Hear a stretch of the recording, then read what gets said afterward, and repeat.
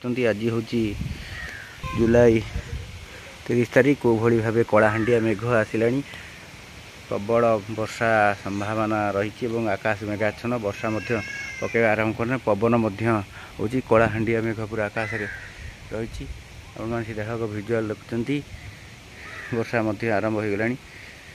बन्या स्थिति की नहीं जो भली भय रही एमती जदि वर्षा लगाण वर्षा लगी रहे तापर